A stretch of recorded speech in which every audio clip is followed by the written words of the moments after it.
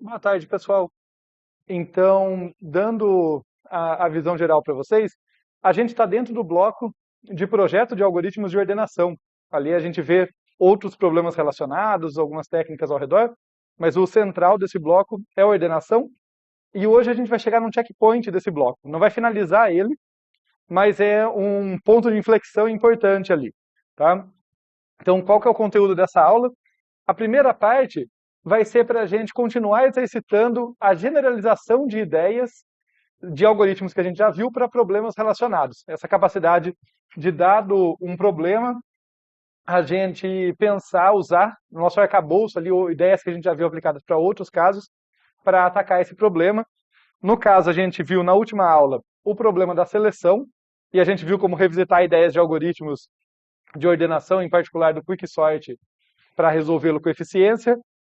Hoje a gente vai falar do problema da contagem de inversões e vai ver como esse problema se relaciona com a ordenação e como a gente pode usar ideias de ordenação ali para generalizar o que a gente já conhece.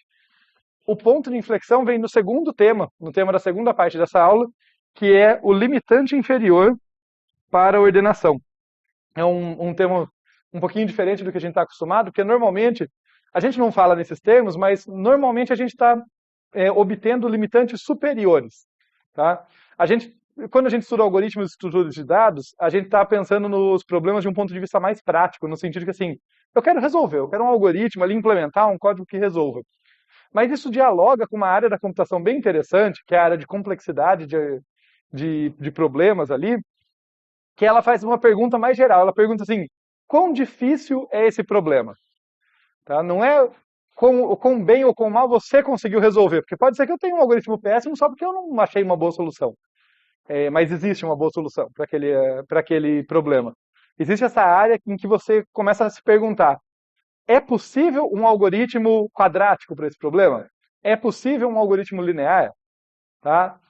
E daí, sempre que você obtém um algoritmo com uma certa complexidade para um problema, você está dando um limitante superior no sentido que você diz, olha, pelo menos isso dá para fazer. Se o meu algoritmo está correto, encontrei um algoritmo n quadrado para ordenação. Então está provado que n quadrado dá para fazer. Ele não pode ser mais difícil do que isso.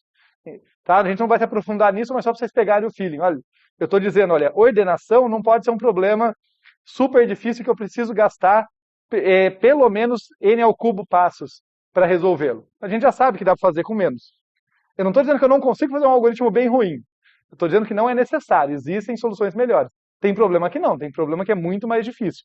A gente vai ver eles ao longo do curso, não desse curso, mas do curso de computação de vocês, no geral. Então, cada vez que a gente obtém um algoritmo, eu obtive um limitante superior para a complexidade necessária para resolver aquele problema. Quando a gente obteve algoritmos de ordenação n log n, aquilo é um atestado de que, olha, não preciso de n quadrado, dá para fazer com menos. Tudo bem esse contexto?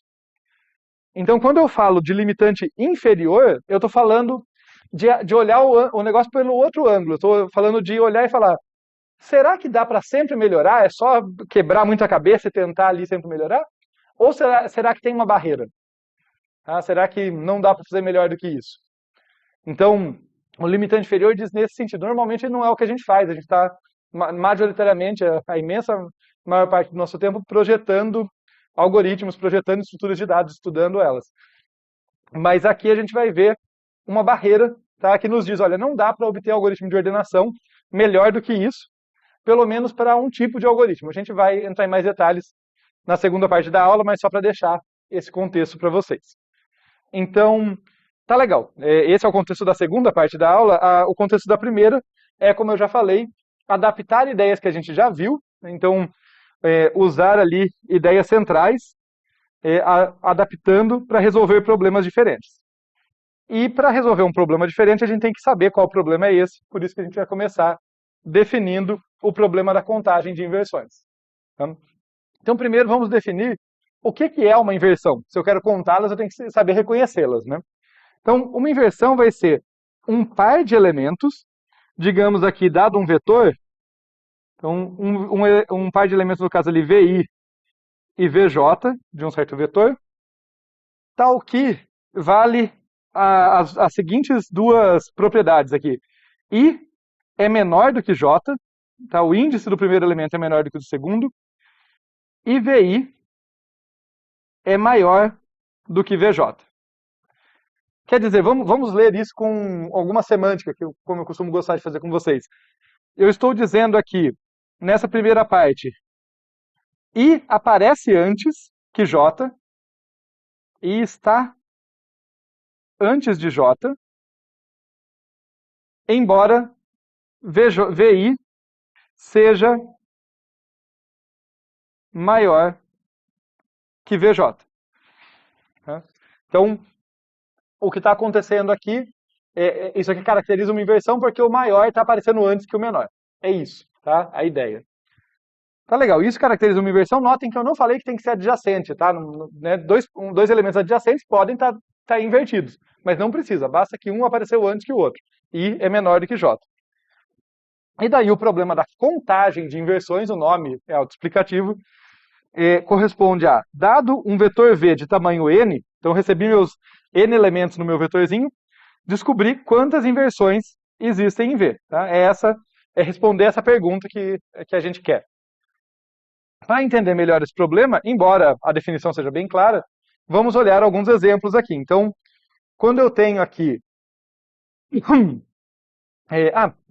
eu gosto de deixar sempre uma figurinha, deixa eu só completar aqui. Então, se eu tiver um vetorzinho V aqui, a situação que a gente tem, olha, índice I aqui, à esquerda do índice J. E daí eu tenho que VI é maior que VJ. Tá? Então, só para deixar registrado. Agora eu vou até aumentar um pouquinho o zoom aqui para a gente olhar para esse vetorzinho aqui primeiro, tá? Nessa ordem, 3, 2, 5, 4, 1. E o que a gente quer é saber quantas inversões ele tem. Pela definição que a gente acabou de ver, uma inversão acontece quando um elemento que está à esquerda é maior do que um que está à direita. É essa a nossa definição. Né? Olha só, eu tenho um elemento à esquerda que é maior do que um que está à direita. E é isso que a gente vai procurar, então. Então vamos contar aqui a partir do 3. Né? Olha, o 3 ele está invertido com quem? Bem, o 3 é maior do que o 2 e é maior do que o 1. Tá? Então, ele está invertido com relação ao 2 e ao 1. O 2, usar outra cor, está invertido com relação ao 1. Né? É o único cara à direita dele do qual ele é maior. Né? Então, o 2 está invertido com relação ao 1. Usar ainda outra cor. O 5 está invertido com relação ao 4 e ao 1. O 5 é o maior elemento desse vetor, né? Então ele vai estar invertido com todo mundo à direita dele. Ele está invertido com relação ao 4 e ao 1. E por fim, o 4 está invertido com relação ao 1. O 4 está à esquerda do 1 e é maior do que ele. Então, com isso, a gente tem que o total de inversões vão ser 2 lá do 3, mais uma do 2, mais 2 do 5 e mais uma do 4. O total, 6 inversões. Tá legal? Tranquilo? A contagem de inversões? Fez sentido? Na sequência aqui, então, a gente pode ver esse vetorzinho que está numa ordem bem específica. Né? Ele está na ordem crescente. Pela definição da ordem crescente, um elemento maior nunca pode vir antes de um menor. Né? Para um vetor estar ordenado em ordem crescente, necessariamente o elemento que está à esquerda tem que ser menor ou igual do que o que está à direita. Dúvida? Então esse aqui, que está em ordem crescente, não surpreendentemente, ele não tem inversões. O total de inversões vai ser 0. Né? Justamente porque não tem nenhum elemento à esquerda que é maior do que algum que está à direita. Se vocês lembrarem a definição mesmo de ordenação, lá quando a gente começou o bloco de ordenação, a gente definiu, um vetor está ordenado em ordem crescente se V0 é menor ou igual que V1, que é menor ou igual que V2, que é menor ou igual que V3, e assim por diante. Né? Para qualquer par de adjacentes, VI é menor ou igual que VI mais 1. Certo? Então não é surpresa que esse cara não está, não tem inversões.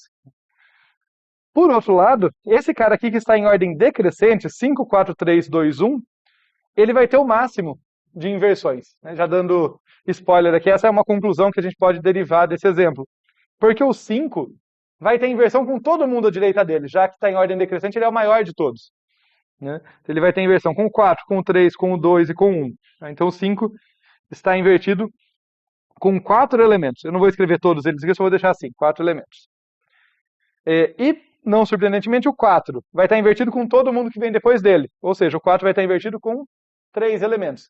Tá fazendo sentido, gente? Eu sei que essa parte não é a mais difícil nem interessante, mas se a gente não entende bem o problema, fica difícil depois bolar algoritmos espertos para resolvê-lo. Então, por isso que a gente tem que passar por isso aqui. O 3 vai estar invertido com 2 elementos, que vem depois dele, e o 2 vai estar invertido com 1 elemento, totalizando 4 mais 3 mais 2 mais 1 aqui, o total de inversões 4 mais 6, 7, 8, 9, 10 inversões. Tá legal? Vou voltar para o zoom normal aqui nosso. Tá bom, então aqui a gente viu, né, que o número de inversões pode ser 0, isso pode acontecer, mas ele pode variar bastante, né? Esse cara aqui deu 10, o outro deu 6, isso pode variar bem. Então, vamos registrar aqui algumas curiosidades sobre esse problema que a gente já foi constatando a partir dos exemplos. Em particular, o número mínimo de inversões aqui vai ser 0 e ele vai ocorrer quando o vetor estiver em ordem crescente. Necessariamente quando ele está em ordem crescente pela própria definição. Como eu falei, né? Ordem crescente significa V0 menor ou igual que V1. E aqui eu estou colocando menor ou igual, mas vou supor aqui, para simplificar a nossa vida, que não tem repetição nesse caso. Tá? Vou supor que são elementos distintos, vai sempre facilitar nosso raciocínio aqui, não pensar no empate. Já o número máximo de inversões, ele vai ocorrer quando, generalizando essa ideia aqui, né, essa ideia, a gente viu que o 5 teve inversão com todos os demais. O 4, né, que era o penúltimo, o 5 era o primeiro ali, no caso decrescente, teve inversão com todos os demais. O 4 com os que sobrou, e assim por diante. Num caso mais geral, a gente pode pensar que o número máximo de inversões vai ser dado pela sequência n-1, né, n-1 inversões do primeiro elemento com os outros, mais n-2, mais n-3, e assim por diante, até somar 1 aqui. Essa soma, se a gente fazer aquela brincadeira assim, é a soma dos termos de uma PA, né, de uma progressão aritmética. Se eu fizer os parzinhos aqui, eu vou ver que olha, n-1 mais 1 dá 1. n-2 mais 2, imaginem que tem um 2 aqui escrito, n-1 mais 1 dá n, perdão. n-2 mais 2 dá n. n-3 mais 3 também dá n. Então, cada parzinho está dando n, e a gente tem n-1 pares. Então, isso aqui vai dar n, que é o valor da soma de cada um parzinho ali, vezes n-1 sobre 2. Isso não é surpreendente, né? N vezes n-1 sobre 2 é a mesma coisa que n escolhe 2. Isso faz bastante sentido se a gente pensar, né? Porque n escolhe 2, ou combinação de n tomado 2 a 2, é a continha, justamente é o número que indica o número de pares que um conjunto com n elementos pode ter. E a inversão é uma propriedade para par, né? Olha só, a inversão é uma propriedade definida em cima de um par de elementos. Eu pego um par de elementos, ele pode ou não estar invertido. Então, o caso máximo é o caso em que todo par está invertido. Não é coincidência que dá exatamente esse valor, né? Que dá n escolhe 2. Exatamente porque todo mundo que podia ter uma inversão está fora de ordem, está fora de ordem. Tá? Então, só para complementar, a gente tem aqui que o valor n escolhe 2, que é a mesma coisa que combinação de n tomado 2 a 2, corresponde a todo par ser uma inversão. E ocorre justamente quando o vetor está em ordem decrescente. Com isso, uma interpretação que a gente pode dar para esse problema é que o número de inversões nada mais é do que uma medida, ou se preferirem, uma distância, aqui, uma medida de distância da ordem. Né? Eu posso dizer que é uma medida da desordem ou uma distância da ordem. Tá? Uma distância do cenário em que eu tenho 0 inversões, do cenário em que ele está em ordem crescente. Tá? Então, nesse sentido, isso pode... Claro, não é um problema importante como ordenação, tá? Mas se relaciona com a ordenação e ele pode ser útil para eu avaliar quão fora de ordem está um certo vetor. Né? Quão fora de ordem eu recebi aquele conjunto de elementos. Tá? Só para dar uma ideia, não que seja a aplicação mais original do mundo, quando a gente estuda algoritmos de ordenação, embora a gente faça análise de pior caso, De vez em quando a gente fala da análise de melhor caso, né? A gente pode falar, olha, se o vetor estiver já quase em ordem, eu usar o insertion sort pode ser muito bom, por exemplo. Um algoritmo para calcular o número de inversões de um certo vetor, ele pode te dar uma noção se numa aplicação prática, por exemplo, os dados que você recebe chegam muito fora de ordem ou não, te permitindo de repente escolher, falar, opa, para minha aplicação eu ganho desempenho ao usar um algoritmo que é bom quando tem poucas inversões. Não está ordenado, mas tem poucas inversões. Ele te permite qualificar isso, por exemplo, né? Pegar o seu conjunto de dados e olhar ele, identificar, olha, isso aqui vem muito fora de ordem ou está quase ordenado. Ele te dá essa informação. Então, nesse sentido, a gente pode pensar em resolver esse problema como um diagnóstico ali, um diagnóstico da desordem com a qual você está tratando. Tá? Então, essa é a definição do problema.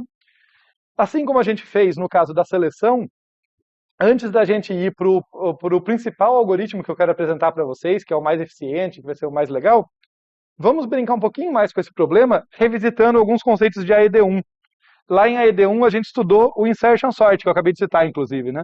Que é um algoritmo cujo pior caso é n², mas pode ser bom em algumas situações, porque tem o melhor caso linear. E a gente pode brincar rapidamente de como adaptar a ideia do insertion sort para contar inversões. E eu acredito que isso pode nos ajudar, inclusive, a entender melhor como que a gente conta uma inversão. Tá? Vai ter uma relação muito próxima ali entre ordenar um vetor e contar a inversão, porque dado que, isso que a gente acabou de ver, né?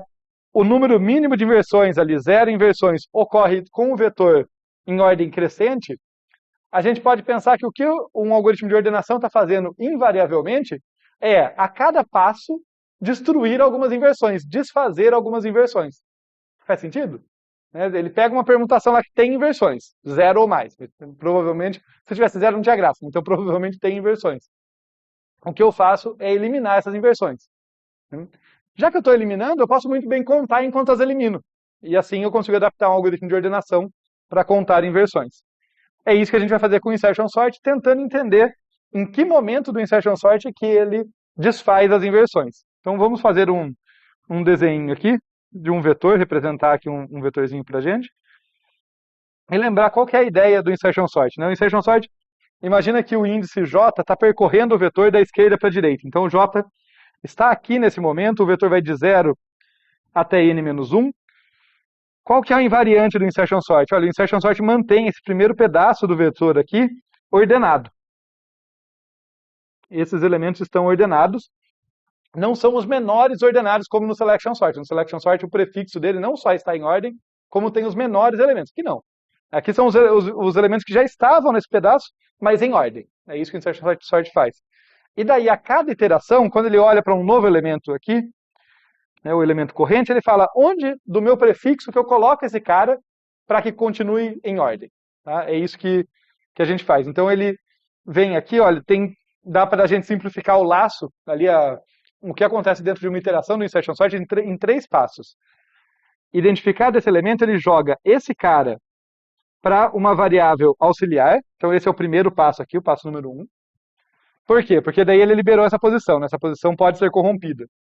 Daí ele vai deslocando quem está aqui à esquerda do J, de J-1 para trás, ele vai deslocando todo mundo, que é o quê? Vocês lembram qual que é o critério? O que esses caras aqui, né, tem que ser, a relação do valor deles, o que eles têm que ser para eu jogar eles para frente, para eu deslocar eles? Tem que ser o quê? Maior. É exatamente a comparação, mas é maior. Né? O valor escolhido está aqui no AUX, e esses caras são jogados para frente se eles forem maiores. Justamente porque eu quero achar a posição em que eu posso inserir o cara que agora está no AUX, ele estava no VJ, mas agora ele foi para o AUX, eu quero inserir ele no lugar certo. Então essa galerinha aqui tem que ser maior do que o AUX. Eu vou jogando esses caras para frente, enquanto o cara que eu estou apontando for maior do que o AUX. Tudo bem? Até que eu chego... Não. Ó, imagina que isso aqui está crescente. Né? Vamos colocar aqui, ó. Imagina que eu tenho aqui os elementos, sei lá, 2, 7, 9, 18, esses elementos. Daí, por exemplo, o meu AUX aqui, o cara que estava na posição J, ele vale, para ficar interessante, vamos dizer, ele vale 8. Ele foi para o AUX, salvei ele aqui no AUX. Daí eu vou jogar os que são maiores, né? O 18 é jogado para a direita, então vai ocupar a posição ali, deixa eu colocar com outra cor até. O 18 é jogado para cá porque ele é maior do que o 8. Então entra o 18 nessa posição. Isso. Porque como esse pedaço aqui já está ordenado, né, como esse prefixo, melhor dizendo, já está ordenado, o que eu estou fazendo é deslocando todo mundo que é maior do que o AUX, justamente para achar um vão. Todo mundo à esquerda de onde eu vou colocar o AUX vai ser menor ou igual a ele, tudo bem, deixa os caras lá. E todo mundo que era maior foi para a direita, daí sobrou um espacinho. Né? Tipo aqui, por exemplo, o 9 foi deslocado, daí o 7 não é deslocado e eu posso trazer o 8 para cá. Daí o 8 substitui o 9 e pronto. Inserir corretamente o 8. Eu sei que fica bagunçado, isso que eu fiz de improviso, rabiscando por cima, mas deixa aqui no cantinho. Né? O caso geral aqui eu só não estava dando números, mas é a mesma ideia. Então, o que eu estou fazendo aqui é deslocar para a direita todo mundo que é maior do que o AUX. Esse é o passo número 2. Né? Ele não é um único passo, são vários deslocamentos, mas é isso que ele faz. Né? Ele desloca todo mundo do meu prefixo que é maior do que o AUX. E por fim, eu acabo terminando aqui com o índice I na primeira posição que é menor. Né? Esse cara apontado pelo I aqui, ele é, então aumentar o zoom para vocês enxergarem, ele é menor do que o AUX. Então todo mundo que estava, vou colocar outra cor, todo mundo que estava aqui, ó, já foi deslocado, todo mundo estava entre essas chaves, já foi deslocado, era a galera que era maior do que o AUX. O I está apontando para o primeiro cara que é menor do que ele, então o I está apontando para o primeiro cara que é menor do que ele. O que falta fazer é justamente colocar o AUX aqui, na posição que foi liberada. Então esse é o passo 3. Né? Então, passos 1, 2 e 3. Salva o VJ no AUX, desloca todo mundo que estava à esquerda da posição J, que é maior do que o AUX, e daí coloca o AUX na posição correta. Tudo bem? A ideia? Essa é a base do Insertion Sort. A minha pergunta para vocês agora, como eu falei, o meu objetivo aqui não é só revisitar o Insertion Sort, isso é bônus. Meu objetivo é entender melhor o problema da contagem de inversões. Se eu quiser adaptar o algoritmo do Insertion Sort para contar inversões, enquanto ele desinverte, quero contá-las. Em que momento que ele está desinvertendo? É isso que eu quero saber. 1, 2, 3. Qual é o momento que ele desinverte?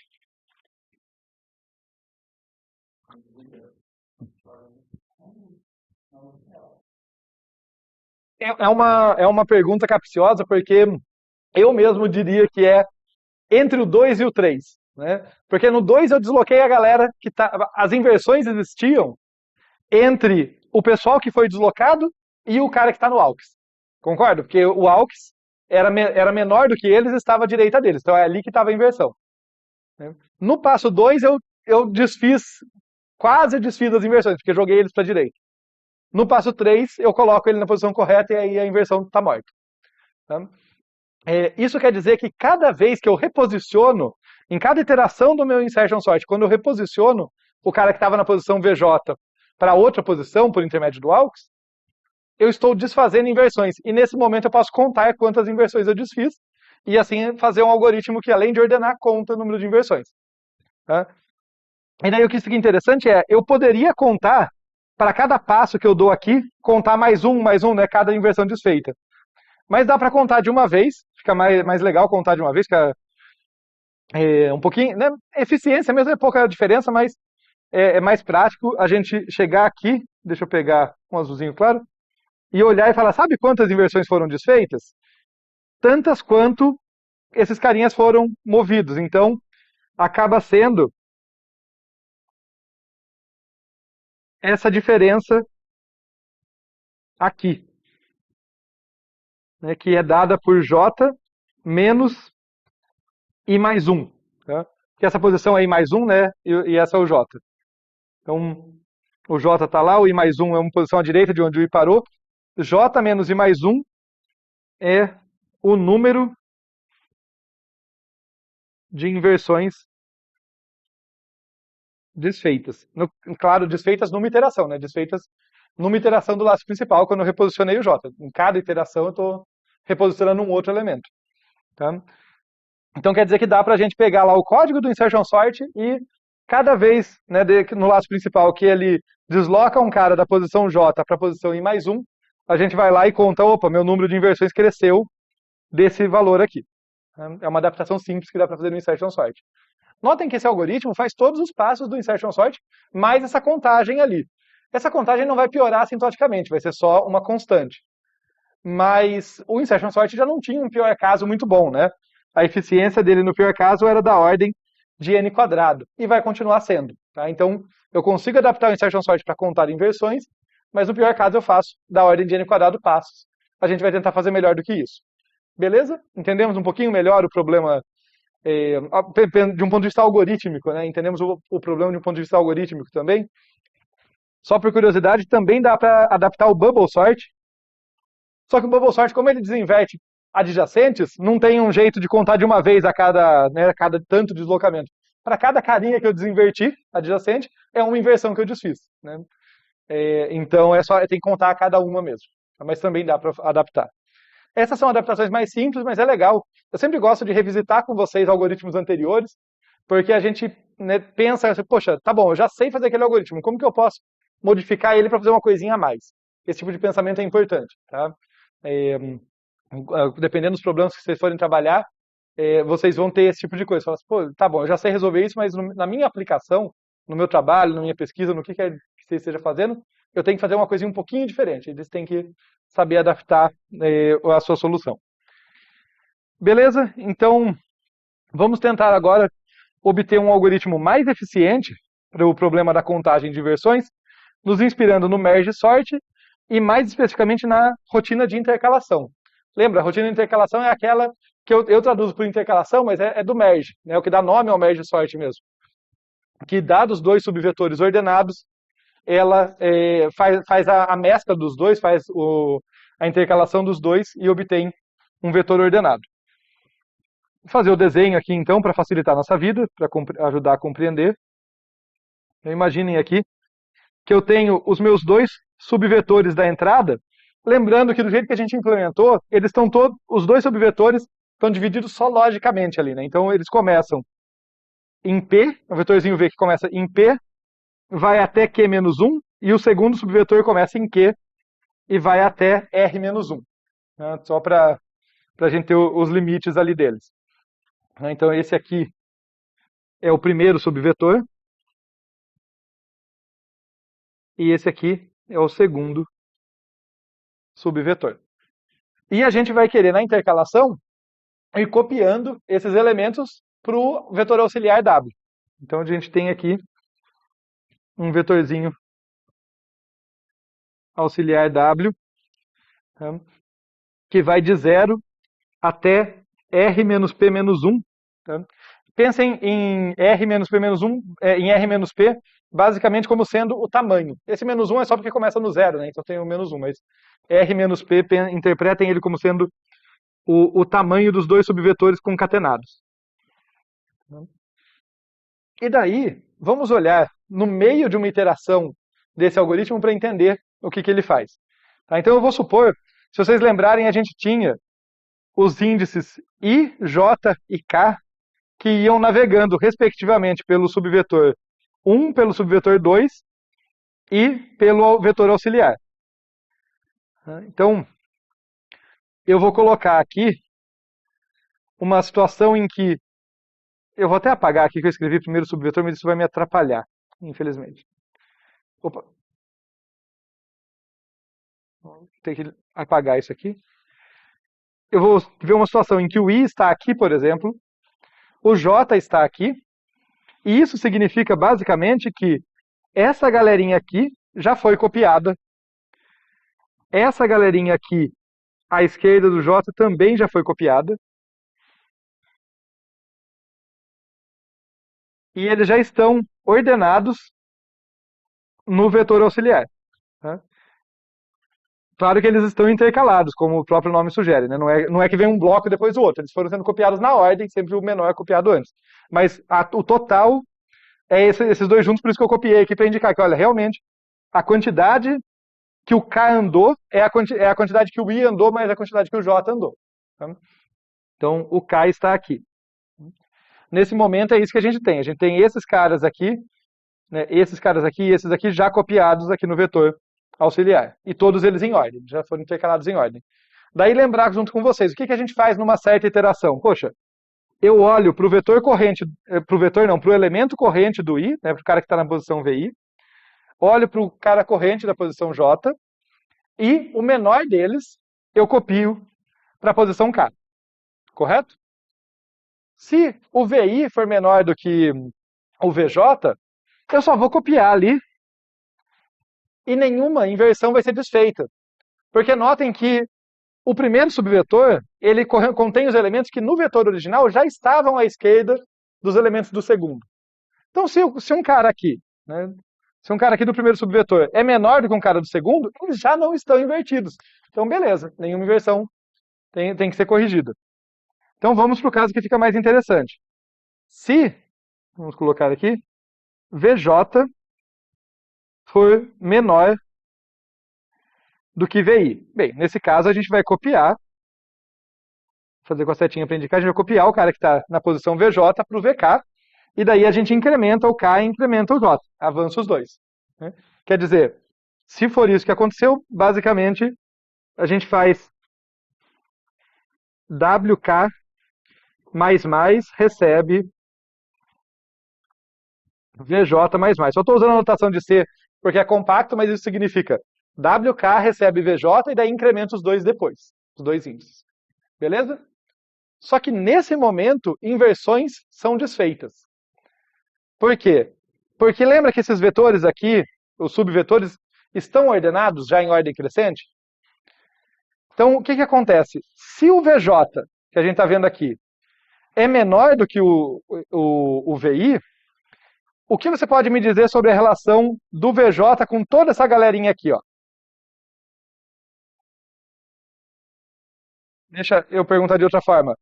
Essa galerinha que eu estou rabiscando aqui, eles são maiores ou menores do que o VI? Maiores, né? Porque o vetor já está ordenado. Se o VJ é menor do que o VI, ele também é menor do que toda essa galera, certo? E essa galera toda aqui, essa galera que eu estou rabiscando, vai ser copiada depois do VJ, concorda? Pelo funcionamento do intercala. Então, eles ainda não foram copiados para o W, mas eu já sei que eles serão colocados depois do VJ.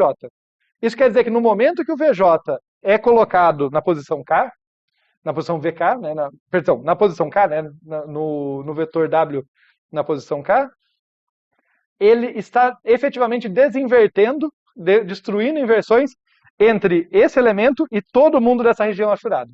Fica claro? Então eu tenho que contabilizar. Além de fazer isso aqui, eu tenho que modificar meu intercala.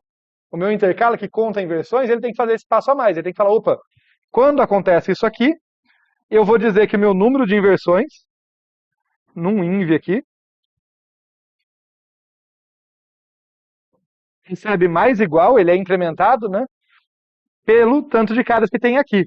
Esse tanto de carinhos, deixa eu até usar, ser consistente com o meu exemplo. Meu exemplo estava aqui em cima.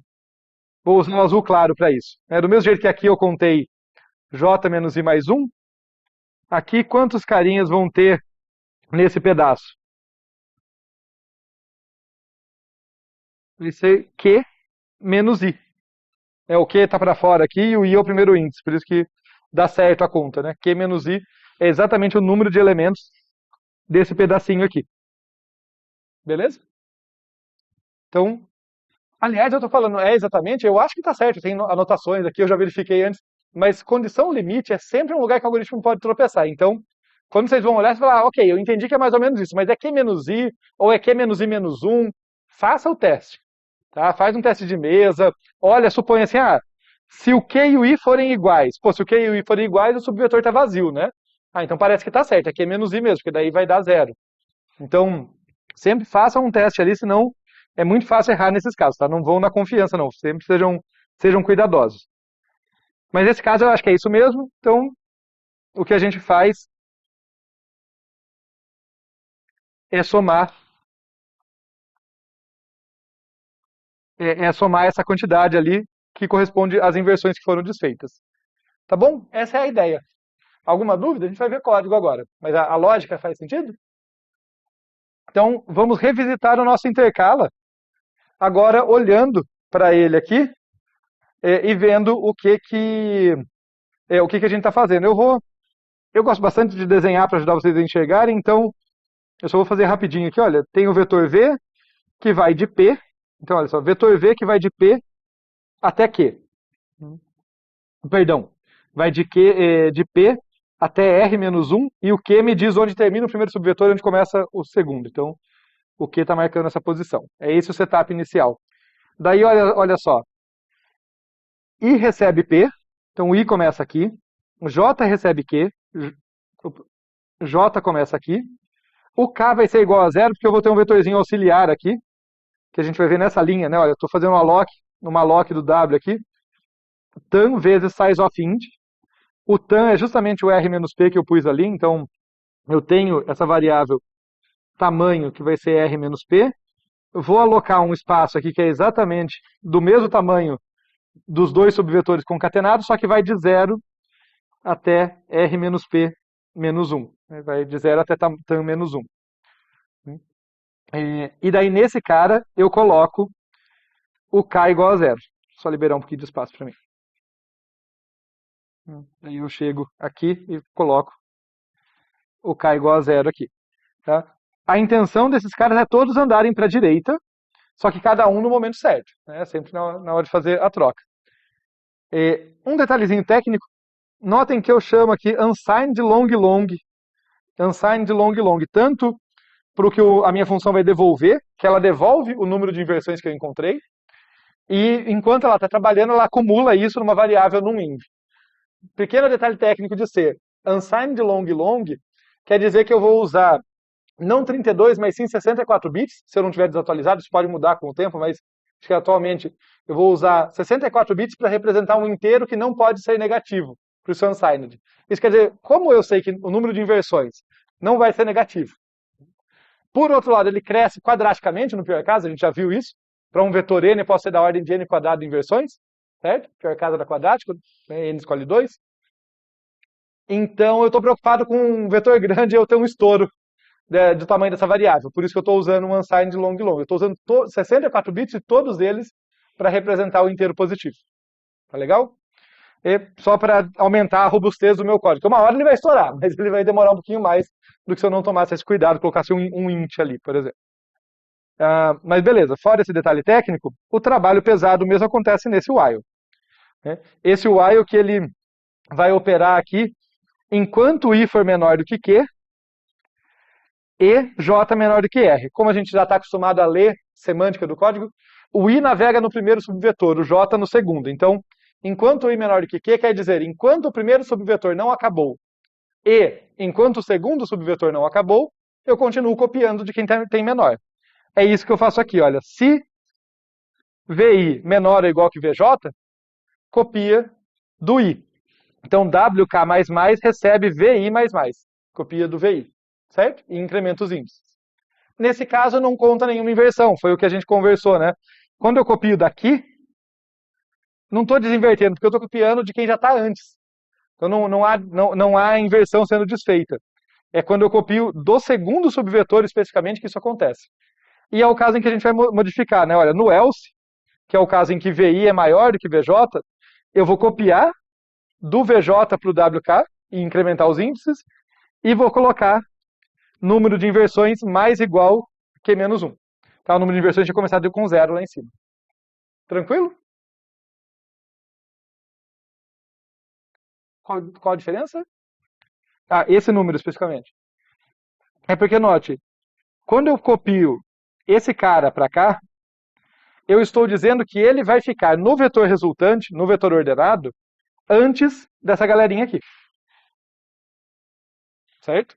Ele vai ficar antes, porque esses caras vão ser copiados depois dele, pelo funcionamento do intercala. Né? Eu vou copiar o VJ para o WK e o algoritmo vai continuar, eventualmente vai copiar esses caras também. Ok? Que ele vai ficar antes, está claro? Beleza. Mas, no vetor original, Esses caras aqui estavam à esquerda ou à direita dele? Estavam à esquerda. Se no vetor original eles estavam à esquerda, sendo que ele é menor do que esses caras. E agora eu vou desinverter? Eu estou destruindo inversões. Quantas? Uma para cada carinha que está aqui. Eu tenho... Existe no vetor original, o que eu estou identificando é, no vetor original existia uma inversão entre o VJ e o VQ-1, o VQ-2, o VQ-3 até o VI. Tinha uma inversão entre o VJ e cada um desses caras, porque esses caras são maiores e estavam à esquerda, e o VJ estava à direita. Quando eu copio o VJ para cá, quando eu faço esse passo aqui, eu estou efetivamente desfazendo essas inversões. Claro, eles não foram copiados ainda, mas eu sei que eles serão copiados depois, porque o intercala nunca volta, né? O intercala só vai avançando o K. Beleza? Pode perguntar. Não, os dois subvetores estão ordenados. Os dois são ordenados. É que o primeiro subvetor tem os elementos que estavam lá. No vetor original eu divido, lembra como funciona o merge? O intercala ele pega do merge, né? Eu divido eles no meio, mando ordenar recursivamente cada um, e depois eu intercalo o que volta. Então esses dois estão ordenados. Só que quem está no vetor à esquerda, é esquerda para mim ou para vocês, quem está no vetor à esquerda, quem está no vetor à esquerda já estava na parte à esquerda do vetor original. Quem está no vetor à direita já estava na parte à direita. Então se um cara da direita for menor do que um cara da esquerda, quer dizer que tem uma inversão entre esses dois caras. É essa a pegada. Então, o Q menos I é justamente o número de inversões que eu vou desfazer ao decidir mover esse cara do VJ, né, para o WK. Beleza, e essa é a parte principal. Se vocês lembrarem, esse algoritmo de intercalação ele tem aquele probleminha que quando o I fica igual a Q ou J igual a R, eu saio desse laço, porque um dos subvetores acabou, as comparações não fazem mais sentido. Daí eu tenho a cauda, né? Aqui, esse primeiro while, ele corresponde a copiar a sobra do primeiro subvetor. Por que eu sei que é do primeiro? Porque ele está copiando de onde o I parou. Né? E o I navegava no primeiro subvetor, ele vai copiar enquanto o I estiver no primeiro subvetor. Esse segundo laço é semelhante, ele copia a sobra do segundo subvetor. E aqui eu tenho um quiz para vocês. Olha só. A gente já concordou que quando eu copio do primeiro subvetor, não tem inversão sendo desfeita, porque o cara do primeiro subvetor já estava à esquerda da galera da direita, do segundo que está à direita, então whatever, não desinverti nada. Quando eu copio do segundo, tem inversão sendo desfeita, por isso que eu contabilizo aqui. Então, por que esse while não mudou? Porque esse while está copiando a sobra do segundo subvetor. Por que nesse segundo laço, eu só estou preocupado em fazer a cópia e incrementar o K e o J e não estou somando inversões a mais ali? Alguém tem um chute?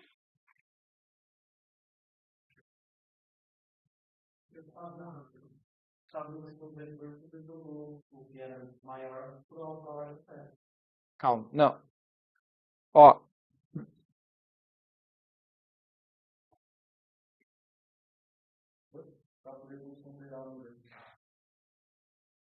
Tá, é por aí, peraí. Fala de novo esse argumento, só para ver se eu entendi.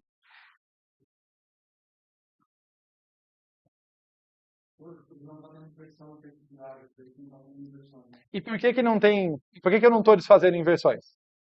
É verdade, eu não estou... Tipo, se a gente olhar, quando eu estou copiando a sobra do segundo subvetor, quer dizer, sei lá, nesse caso aqui, o J, vamos dizer, parou nessa posição, e eu estou copiando essa galera que sobrou, né, copiando aqui para o final do W. É isso que eu estou fazendo. Mas por que fazer essa cópia por que eu não estou destruindo inversões? Eu não estou desfazendo inversões quando eu faço essa cópia. Oi? Não tem a ver com estar ordenado. Ó, me fala uma coisa. Quando eu fazia a inversão, ó, copiei o J para cá. Eu desfiz inversões com relação a quem? Porque a inversão é sempre uma relação de pares, né? É do VJ com quem? Com esses caras aqui, certo? E quantos caras eu tenho quando eu estou nesse laço aqui, nesse segundo laço, quantos caras eu tenho nesse pedaço aqui, né, do subvetor? Nenhum, exatamente. É por isso. O primeiro subvetor já acabou. Né? Quando eu saio desse laço aqui, do laço principal, ou o primeiro ou o segundo subvetor acabaram. Um dos dois tem que acabar. Um dos dois acaba primeiro e eu tenho que copiar a sobra do outro.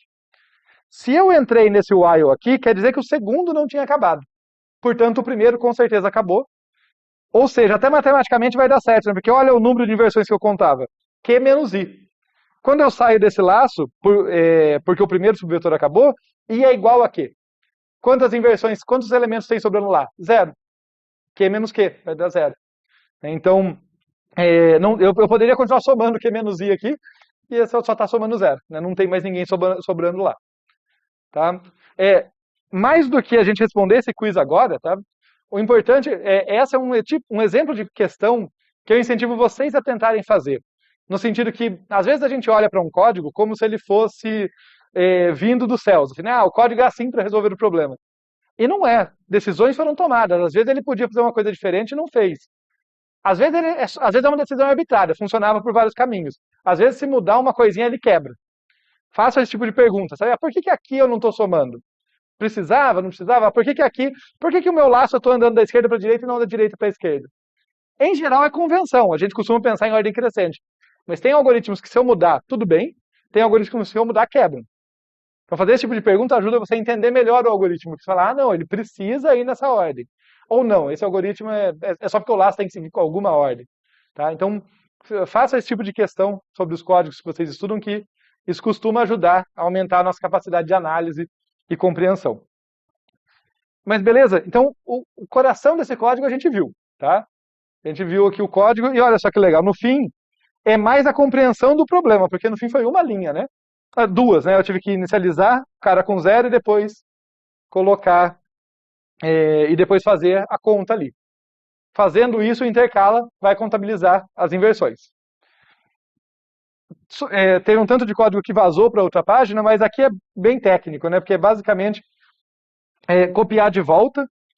Aqui eu tenho que usar o vetor auxiliar, então estou copiando de volta do W para o V, né? E depois liberando o W. Então isso aqui a gente já tinha visto, nada demais. Eficiência de tempo desse algoritmo. A gente está sempre avançando, ou no primeiro ou no segundo subvetor. Né? Eu sempre avanço o K e o I, ou o K e o J.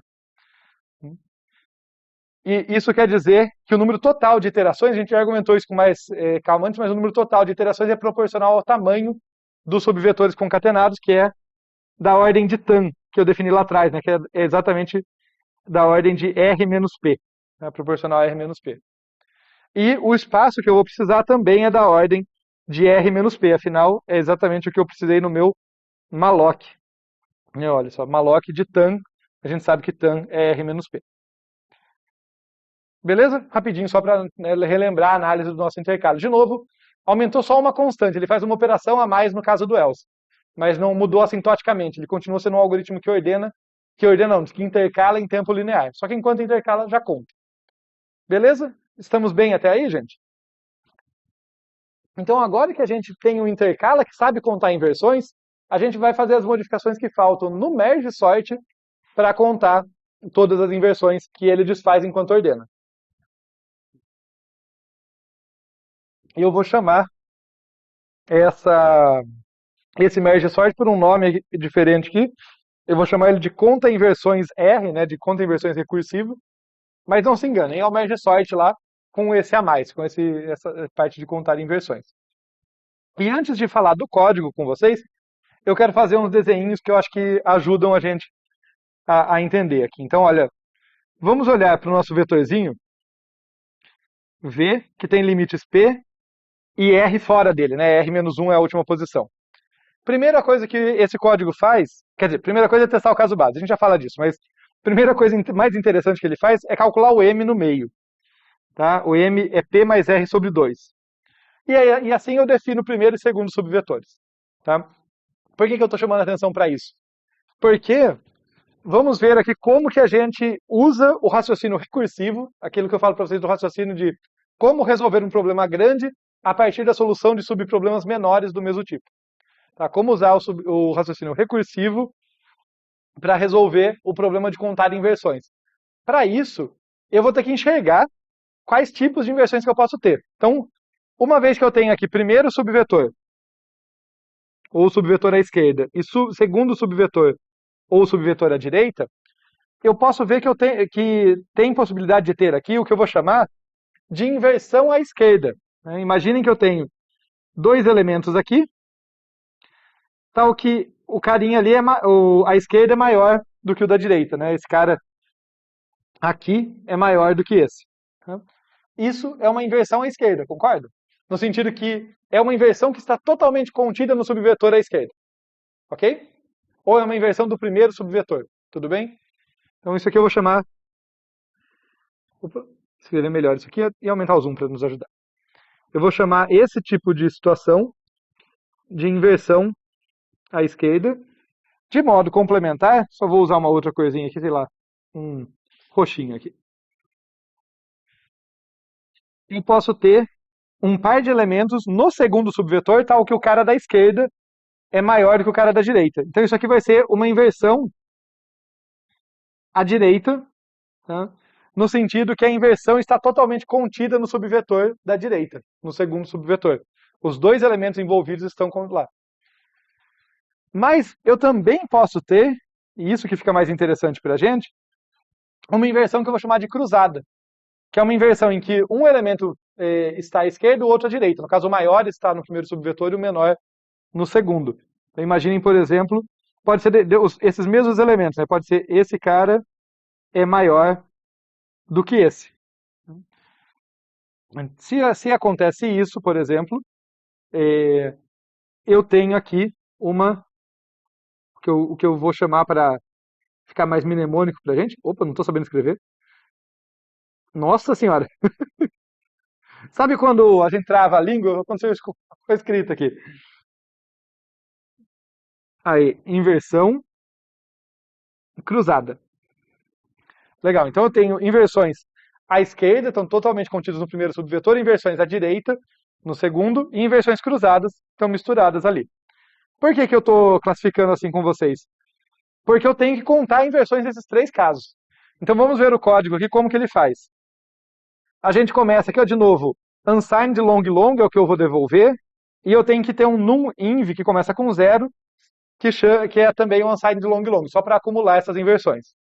Primeira coisa que eu faço é testar o caso base. Se R menos P não for maior do que 1, a gente já viu isso, quer dizer que o subvetor é vazio, ou só tem um elemento. De qualquer forma, não tem o que ordenar e não tem inversão. Porque a inversão é uma propriedade que envolve pares de elementos. Tem que ter dois ou mais, né? Então, se eu não entrar nesse if, é caso base, devolve 0 mesmo, né? Eu vou simplesmente devolver o 0 que foi inicialmente colocado lá. Agora, se eu entrei nesse if, eu vou calcular o meio, que é esse m aqui. Daí, com o m, eu tenho definidos os dois subvetores, o primeiro e o segundo. Quando eu chamo recursivamente o contar inversões para o primeiro subvetor, para PM, eu estou chamando para esse cara aqui. E daí eu vou contar o quê? Eu vou contar as inversões à esquerda. Esse mais igual aqui está adicionando as inversões à esquerda, as inversões que estão presentes no primeiro subvetor.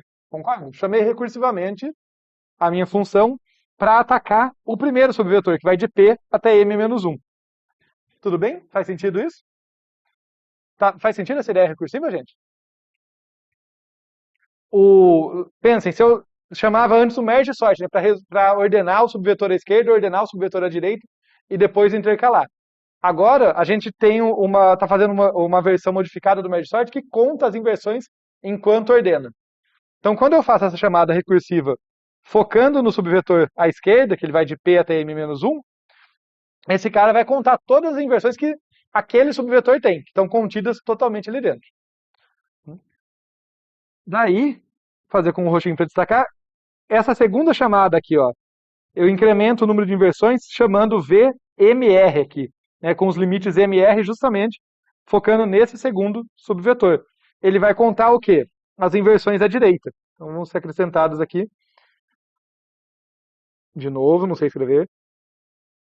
As inversões à direita, as inversões cujos dois elementos envolvidos estão no subvetor da direita.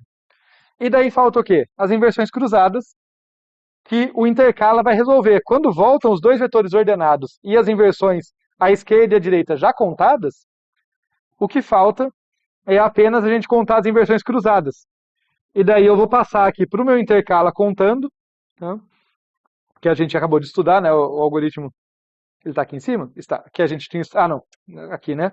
Que a gente tinha estudado, que faz a conta ali. Enquanto ele vai intercalando, ele conta as inversões que estão sendo desfeitas. Então, esse intercala contando aqui, ele adiciona, ele contabiliza e adiciona ali as inversões cruzadas. Tá? Então, note que esse NumInv, que começou com 0, ele recebeu todas as inversões ali, todas foram contabilizadas, as que estavam totalmente à esquerda, totalmente à direita, e também as que estavam cruzadas. No final, quando eu devolvo o número de inversões, eu tenho o número de inversões total que fazia parte daquele vetor que eu estava trabalhando. A eficiência de tempo desse algoritmo vai ser a mesma eficiência do merge sort, por isso que eu não vou analisar de novo. Tá? Ele só tem algumas operações a mais aqui na volta, mas são duas chamadas recursivas e uma chamada pelo intercala. Então isso aqui vai dar da ordem de R menos P, né? O merge sort é n log n, onde n é o tamanho do vetor. Né? Nesse caso, o tamanho do vetor é R menos P. Então, só para ficar em função dos parâmetros dele, da ordem de R menos P vezes log de R menos P. E o espaço adicional, bem, eu preciso usar o intercala, que a gente sabe que faz um malloc aqui do tamanho do subvetor. Dos subvetores que ele está intercalando, no caso. Né? Então, também espaço adicional da ordem de R menos P. Tá? Mesma eficiência, tanto em memória quanto em tempo, do nosso merge sort, só que agora ele faz uma coisa a mais para a gente. Enquanto ele está ordenando, ele também está intercalando. Aqui, eu já volto nesse quiz, tá? Só para fechar, como costuma acontecer com funções recursivas, a gente por vezes envelopa elas, tá? Então, se contar inversões, simplesmente faz uma primeira chamada ali, com o P sendo 0 e o R sendo N, tá? Então, daí eu posso dizer que essa funçãozinha ela tem eficiência da ordem de N log N, porque daí o N é um parâmetro dela, só para ficar mais preciso, mas detalhezinho aqui só. Agora, vamos aos quizzes para fechar esse problema. No quiz número 2, a gente vai ver que, ao analisar o espaço adicional aqui, ao falar de espaço adicional, eu não me preocupei com o tamanho, da pilha de recursão. Se vocês lembrarem, no caso do quicksort, e também do algoritmo para seleção baseado na ideia do quicksort, nos dois eu me preocupei com a pilha de recursão para falar, olha, esse algoritmo é eficiente em espaço, mas não é assim que não custa nada a mais, porque essa pilha de recursão está crescendo. Né? No caso do merge sort, eu não falei disso. Tá? Tem um motivo para isso não ter sido relevante. Fica aí o quiz para vocês pensarem. E a dica tem a ver com a ordem. No caso, a ordem aqui é no sentido de qual é a sequência das chamadas recursivas que é realizada e como cresce a soma de uma PG, ali em particular de uma PG de razão meio. Tá? Mas eu não vou desenvolver mais esse quiz, fica para vocês analisarem da árvore de recursão por que acaba não sendo relevante.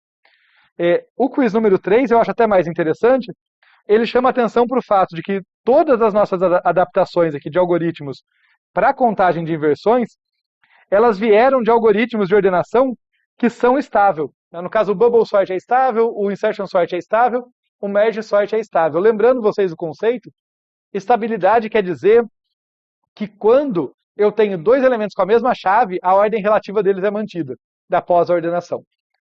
O curioso aqui é que quando eu falava da inversão, eu até falei para vocês que, olha, supõe que não tem empate. Tá? Nesse caso de contagem de inversões, supõe que não tem empate.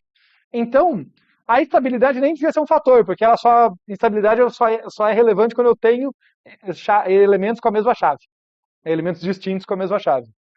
O que acontece aqui, só para desenvolver nesse quiz, deixar um pouquinho mais claro, tem algum fator subjacente ali, algum fator por baixo, em alguns algoritmos de ordenação, que refletem no fato deles serem estáveis e também reflete esse mesmo fator fundamental lá, reflete no fato da gente conseguir facilmente usar ele para contar inversões.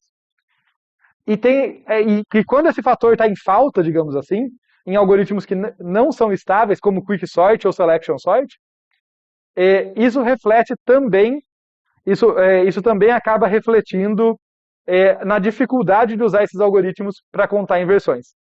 Então tem alguma relação ali. Quando um algoritmo é estável, provavelmente dá para adaptar ele facilmente para contar inversões. Quando ele não é, isso já é mais difícil. Né?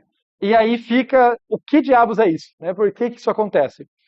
Um jeito de vocês explorarem isso, que eu acho que é a dica, que é a parte mais legal do quiz, tentem adaptar o selection sort. Selection sort não é um algoritmo difícil, é um algoritmo que vocês já estudaram. A gente já revisitou a ideia dele na aula passada, quando a gente foi adaptar o algoritmo para o problema da seleção. Mas tentem adaptar ele para contar inversões. Tá? Já previno vocês que vocês provavelmente terão dificuldade. Vai ter uma parte lá que ele faz alguma coisa que você fala, como que eu conto aqui? Mas vocês vão ver que é essa coisa que eu estou chamando que falta, né? Essa coisa que tira a estabilidade, a característica de estabilidade do algoritmo, que também compromete a contagem de inversões. E daí faz vocês entenderem um pouquinho mais as diferenças entre os algoritmos. Tá? Então esse quiz eu acho bem legal vocês tentarem isso para conseguir entender.